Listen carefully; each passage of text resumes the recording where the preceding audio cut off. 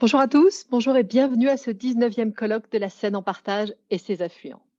Je m'appelle Cécile Desjardins, je suis journaliste et je suis très heureuse d'être avec vous ce soir pour ce colloque consacré au rôle de la rivière, du fleuve, au cœur de nos villes et de nos villages. Cette année est très particulière, bien sûr. Le coronavirus a changé beaucoup de choses, à commencer par la forme de ce colloque, devenu virtuel. Mais surtout, ce virus a eu un impact majeur sur la plupart des sujets de la riverainneté, sur le tourisme, bien sûr, mais aussi sur la logistique ou sur l'écologie.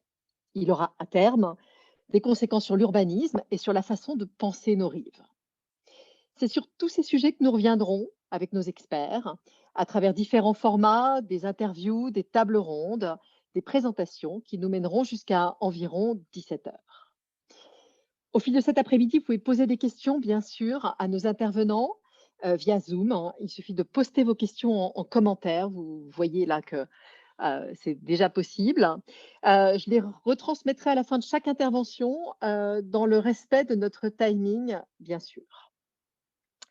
Alors, pour ouvrir officiellement ce 19e colloque, je cède maintenant la parole au président de la Seine en partage et ses affluents, le maire de Montereau-Faultionne, également conseiller régional d'Île-de-France, James Chéron.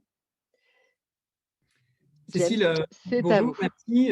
Chers adhérents, chers amis, mesdames et messieurs, cela fait déjà plusieurs années que certains d'entre vous, certains d'entre nous, souhaitaient que nous passions au tout digital, mais nous avions hésité.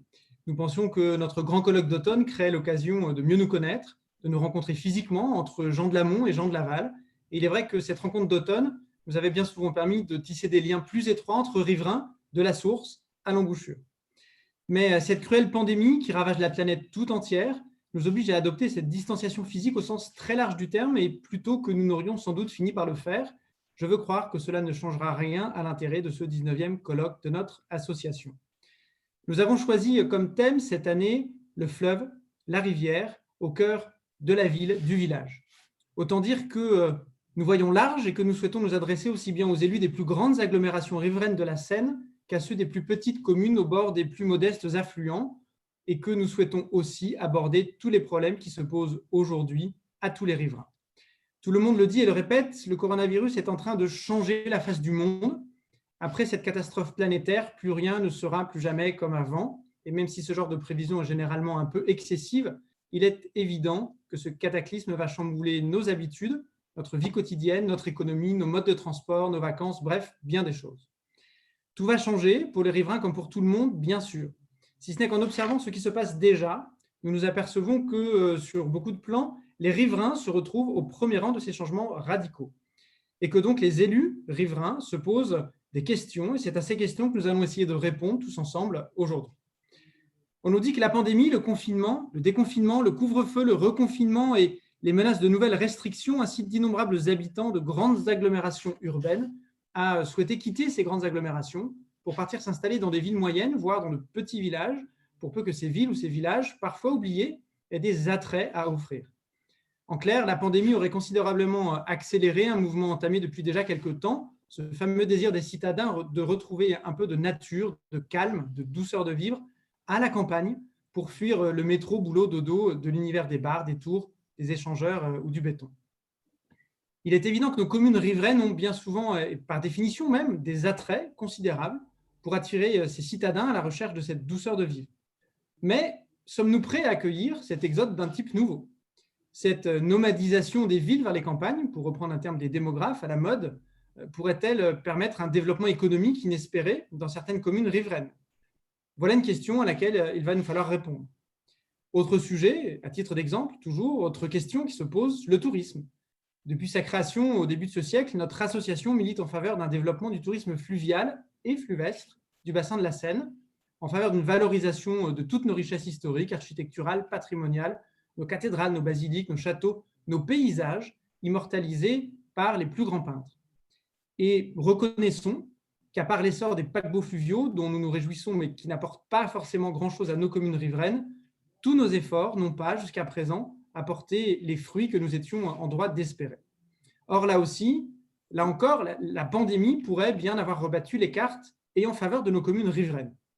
La pandémie ayant fermé les frontières et cloué au sol les avions, nos concitoyens ont soudain découvert qu'ils pouvaient parfaitement, à 2 pas de chez eux, en 1 heure ou en 3 heures désormais, découvrir tous les charmes qu'ils se croyaient obligés d'aller chercher dans de lointaines destinations exotiques. Descendre la Seine, l'Yonne, la Marne ou l'Oise peut, sans guère de doute, mais il faut oser le dire, apporter autant de plaisir que remonter le Nil, le Gange, le Danube. Mais là encore, et là aussi, nos communes riveraines sont-elles prêtes à accueillir des foules de touristes? Avons-nous les infrastructures nécessaires et surtout la volonté indispensable pour développer cette industrie du tourisme porteuse d'emplois? Nous allons en parler, là encore, cet après-midi. Écologie, tourisme, urbanisme, économie. Est-ce que cet élan survivra à l'apparition d'un vaccin contre le virus? Voilà poser quelques sujets. Je veux naturellement, en ouvrant ce colloque, remercier les membres du conseil d'administration de la Seine en Partage qui œuvrent au quotidien pour porter notre bien commun, tous nos partenaires, publics et privés, qui nous accompagnent parce qu'ils croient en nous, notre délégué général Pascal Dugas, qui en fait s'occupe de tout, évidemment l'ensemble de nos intervenants cet après-midi, et bien sûr notre fidèle Cécile Desjardins, à qui je rends de ce pas la parole pour animer nos débats cet après-midi que je souhaite riches et féconds. Merci beaucoup, James. Merci pour ce mot d'introduction. On vous retrouvera de toute façon tout à l'heure en clôture. Alors, je vais me tourner maintenant virtuellement, bien sûr, vers Jean-Philippe Dugouin-Clément, maire de Mennecy, vice-président du Conseil régional d'Île-de-France, où il est chargé de l'environnement. Jean-Philippe, vous allez nous parler des liens entre la région et la riverainneté. Alors, je vous cède la parole. Oui, on vous voit. La parole est à vous. Bien, bonjour. Bonjour à toutes et à tous. Déjà, je tenais à remercier chaleureusement James Chéron, le président de l'association, de m'avoir invité pour participer à l'ouverture de ce déjà 19e colloque de la Seine en Partage. James le disait, une association qui est née au début de ce siècle, qui a passé le cap de la majorité l'année dernière et qui doit faire face aujourd'hui à une adaptation comme nous le faisons tous dans nos vies, dans nos activités courantes, pour essayer de faire face à une situation assez exceptionnelle. Et faire face à une situation exceptionnelle, c'est aussi se projeter sur ce que peut être le monde de demain, sur les modifications auxquelles nous aurons affaire, sur les prises de conscience qui auront peut-être lieu, en s'interrogeant aussi sur toutes les prises de conscience qu'il resterait à avoir quand on connaît les effets en termes de mortalité, de la pollution de l'air, de la pollution des sols, de la pollution de l'eau, de l'ensemble des atteintes qui sont portées à notre planète.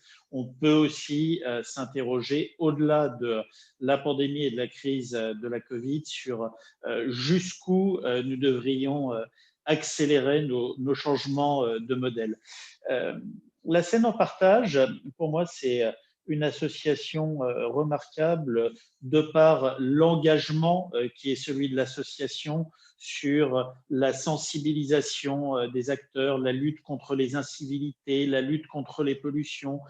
Des opérations comme les Berges Seine sont des opérations absolument emblématiques et c'est pour tout cela que la région, depuis maintenant plusieurs années, soutient, accompagne cette association dans le cadre du contrat de plan interrégional Vallée de la Seine, qui est piloté d'ailleurs par le préfet Philiseau, que je salue s'il nous a rejoint et s'il ne l'a pas encore fait, qui nous rejoindra tout à l'heure. Voilà.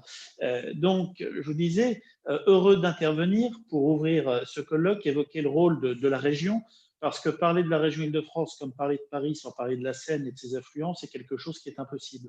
La région, la capitale de notre pays, s'est construite, s'est développée, a prospéré, a développé son industrie, son commerce, son activité, sa culture, son économie touristique, ce qui a été évoqué tout à l'heure et qui reviendra, autour du fleuve. Et la Seine, il faut bien intégrer que c'est aussi et surtout l'accès à la mer, qu'il n'y a pas de grande métropole mondiale qui puisse se développer de manière équilibrée sans un accès à la mer, et que la Seine, c'est aussi un moyen pour nous d'avoir accès à ce fret mondial dont 80% utilisent les voies maritimes, et c'est pouvoir avoir accès à 2 des 9 corridors de transport définis par l'Europe, le corridor mer du Nord Méditerranée et le corridor Atlantique. Donc la région est bien évidemment consciente de l'importance de la Seine pour son industrie, pour ses loisirs, son transport de marchandises, aussi bien sur les grandes distances que pour la desserte du dernier kilomètre. Et en cela, nous voulons contribuer à développer et organiser les usages en poursuivant sa restauration écologique, en œuvrant à limiter les effets du dérèglement climatique sur son fonctionnement. Nous intervenons à différents niveaux en faveur du fleuve. Nous soutenons la démarche d'observation et de valorisation des paysages de la vallée de la Seine. Nous travaillons au financement des actions de renaturation des berges et de remise en état des milieux humides pour restaurer des continuités écologiques. Je ne peux pas parler de la Seine aujourd'hui sans évoquer le contrat interrégional signé avec l'État et la région Normandie, un contrat qui n'oublie aucun des aspects de la gestion du fleuve, que ce soit en matière de gestion écologique, tout d'abord, parce que les Franciliens sont attachés au projet ambitieux de renaturation que nous portons. Un certain nombre seront évoqués tout au long de cet après-midi. Et puis également sur la question de la navigation fluviale, qui est encore sous-utilisée par rapport à ce que nous pouvons espérer, à ce que nous pouvons vouloir. Le transport fluvial de marchandises, les navettes touristiques restent encore aujourd'hui alimentés intégralement en gazole non routier. Et donc, ça nous pose l'une des questions, c'est comment, à l'approche des JO de 2024, eh bien, on accompagne, on se sert de cette manifestation mondiale comme d'une opportunité pour accélérer une transition énergétique qu'on fait sur les routes, mais qu'on doit aussi faire sur le fleuve pour aller vers des transports fluviaux qui soient propres. C'est ce que nous portons au sein de la région avec la stratégie fret et logistique régionale sur ce sujet. Nous croyons énormément et nous finançons la recherche et le développement d'activités concernant l'hydrogène, qui est pour nous un sujet essentiel, un sujet d'avenir et qui est lié au fleuve et que nous souhaitons porter. Nous souhaitons le porter aussi bien pour le transport de tourisme que pour le transport de marchandises.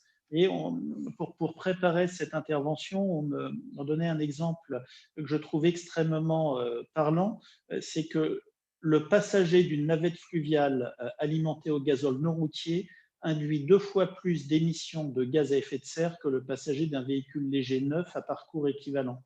Donc l'un des enjeux qui est le nôtre quand on parle de mobilité propre, d'adaptation de notre modèle au fleuve, eh bien, c'est de faire que le même touriste qui fera une croisière le fasse sans aucune émission, hormis les émissions de vapeur d'eau issues de l'hydrogène vert. L'hydrogène, pour nous, c'est une des solutions pour réduire les émissions atmosphériques, les émissions sonores, les émissions de gaz à effet de serre, lutter contre le réchauffement et lutter contre la pollution. Je rappelle qu'on est une région particulièrement impactée par les problématiques de pollution de l'air. Et puis, au-delà de ça, cette journée, ça doit aussi être pour nous l'occasion de réfléchir à l'aménagement de demain. James l'évoquait concernant le tourisme, concernant les aspirations de population à d'autres modes de vie, à d'autres espaces. Il faut savoir que il y a des généralités, il y a des lignes de force qui se recoupent et qui se retrouvent. Et à chaque grande pandémie mondiale, ont suivi des mouvements de population avec généralement des populations aisées de secteurs extrêmement denses, cherchant à quitter les secteurs très denses urbains pour essayer d'aller vers des secteurs un petit peu moins denses. Et tous les enjeux que nous portons aujourd'hui sur la région Île-de-France avec Valérie Pécresse, avec James, avec l'ensemble des élus qui siègent avec nous, c'est comment concilier cette envie et cette attente de population pour un déplacement, pour d'autres modes de vie, avec des problématiques de transport qui parfois peuvent être saturées. On a le cas le long des axes fluviaux où on a des charges particulièrement importantes. Comment est-ce qu'on le concilie avec une recherche de zéro artificialisation nette? C'est quels sont les biais de compensation quand on va ouvrir de nouveaux aménagements? Comment est-ce qu'on le concilie avec la problématique de la protection contre les inondations? Ça veut aussi dire travailler sur les capacités d'absorption, sur les capacités de renaturation du fleuve. Tous ces sujets-là, eh bien, c'est les sujets qui vont profondément marquer année après année notre région l'Île-de-France pour les 20 années qui viennent et savoir bien qu'aujourd'hui la Seine en partage réunit un aussi beau panel d'intervenants pour réfléchir sur le sujet, bien c'est une très belle chose. Merci à vous tous, acteurs passionnés qui travaillaient pour la vie du fleuve. Merci au président et au conseil d'administration, ainsi qu'aux organisateurs qui ont bravé les difficultés techniques pour rendre cette journée possible. Et je vous souhaite à toutes et tous de très beaux échanges.